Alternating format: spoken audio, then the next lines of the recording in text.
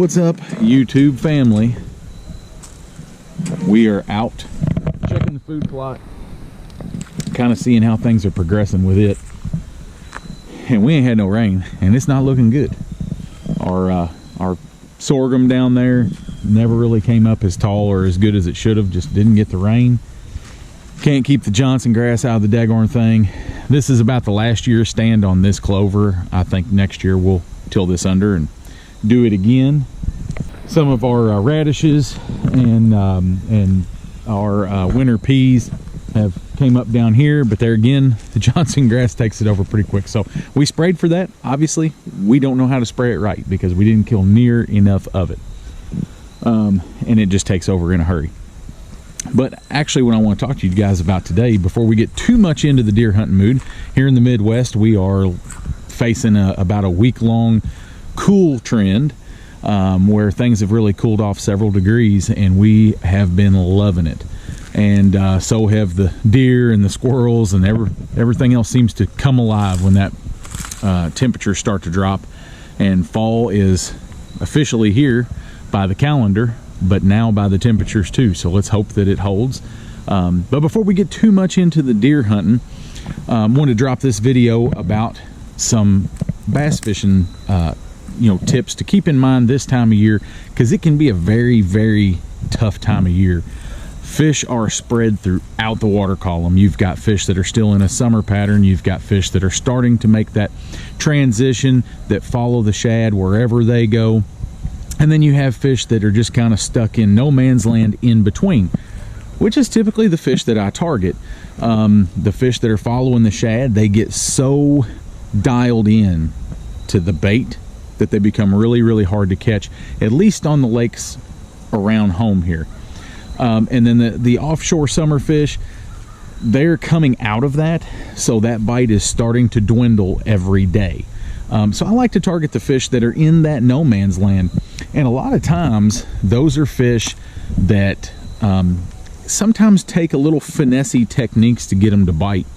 But in this instance, this time of year, when you get into that transition, a lot of times the finesse deal gets overplayed, overused to an extent, and they just become very, very wary of it, which is hard to believe with a more finesse, smaller bait, smaller profile, light line technique. So occasionally this time of year, I will go exactly opposite. I will take my bait from a finesse tactic and I will go big or go home. Big jig, big swim bait, big spinner bait, big blades, and I am fishing for the 1 or 2 aggressive bites that I'm going to get throughout the day, and hopefully in a tournament situation can fill my limit with a few others throughout the day on more of a finesse presentation. So here's a few clips from the last couple weeks where we just changed up what we were doing and went from a finesse approach, Nico rig, Ned rig, those type deals, and went to the meat and potatoes, an old school flipping jig around isolated wood, standing timber, boat docks, riprap, your traditional places for this time of year where fish are kind of starting to group up a little bit for their fall feed. But it's one of my favorite things to do when it works, and it don't work near enough. Upsize your bait. To get that bigger bite, sometimes you have to upsize what you're doing. Kill the finesse presentation and just put a big jig in front of their face and fish for the bigger fish. Don't get to do it much around here because it is so hard to get those bites, but when you do, they can be tanks. Guys, thanks for watching. Check out a couple of the clips here. Other than that, we will see you maybe in the woods next time around. Opening weekend of archery season is this coming Saturday, October 1st. So we're ready to get at it. But I think actually we're still doing a little fishing, heading to Lake Monroe possibly on Saturday versus being in the woods.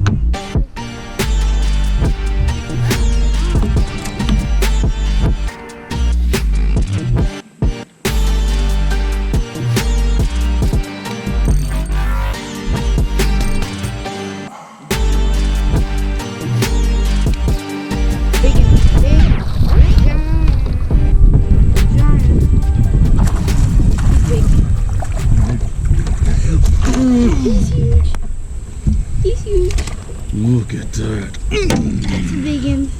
That's what I'm talking about. That's huge. That's a 3 something. Look at that. Looky there.